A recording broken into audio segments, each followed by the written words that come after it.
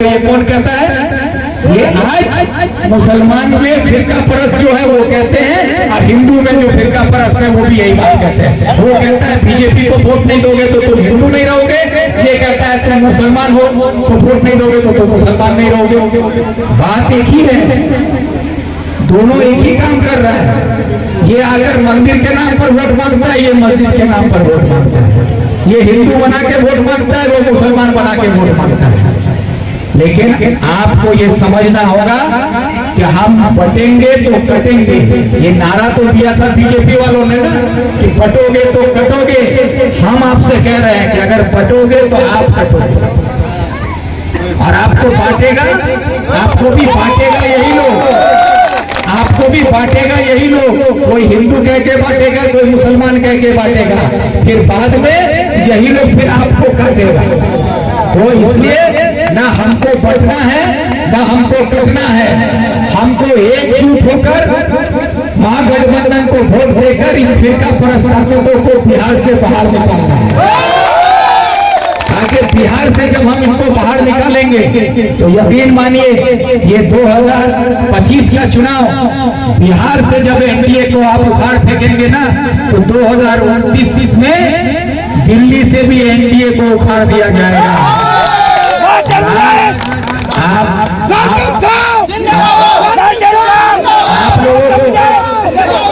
आप लोगों को ये कहा जाता है कि मुसलमान हो तो इकट्ठा हो जाओ, हिंदू हो तो इकट्ठा हो जाओ।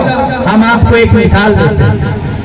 क्या आज आप लोग सब कोई जानते हैं कि वक्फ के खिलाफ एक कानून बनाया गया जिसका नाम है वक्फ अमेंडमेंट एक्ट।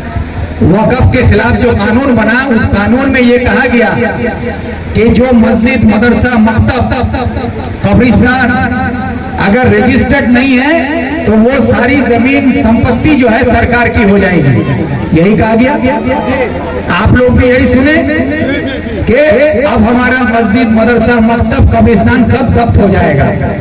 इसके खिलाफ कानून बनाया गया पार्लियामेंट में, और उस कानून को पार्लियामेंट में जब पास किया जा रहा था तो उसको रोकने के लिए वहां पर वोटिंग करवाया गया, उसके खिलाफ वोट हुआ।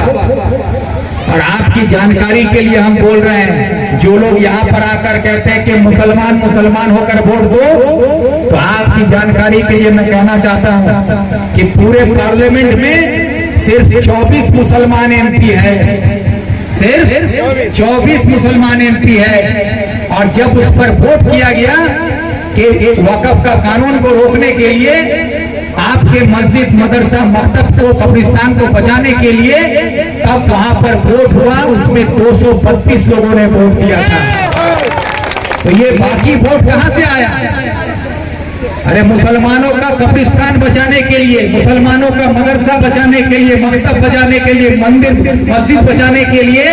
इसी देश की खूबसूरती है कि आपको मदरसा, मस्जिद, मकतब को बचाने के लिए बाकी हिंदुओं ने वोट दिया था, ताकि आपका मदरसा बचे, आपका मकतब बचे, आपका कब्रिस्तान बचे। उसकी लड़ाई में आपके साथ कंधे से कंधा मिलाकर इस देश का अमन पसंद, अक़लियत पसंद जो चाहता है कि इस देश में हिंदू मुसलमान सब एक साथ रहे, जो सेकुलर मिजाज के लोग थे वो सारे लोग आपके कब्रिस्तान को बचाने के लिए, हमारे मकतब को बचाने के लिए, हमारे कब्रिस्तान को, मस्जिदों को बचाने के लिए वोट दिया था। और आज ये फिरका परस्त लोग आकर कहते हैं मुसलमान हो तो वोट मुसलमान को दो, मुसलमान हो तो मुसलमान बन के वोट दो। अगर हम मुसलमान बन के वोट लेते तो सिर्फ हमको 24 वोट मिला होता। हम हिंदुस्तानी हैं इसलिए हमको 232 वोट मिला। तो इसीलिए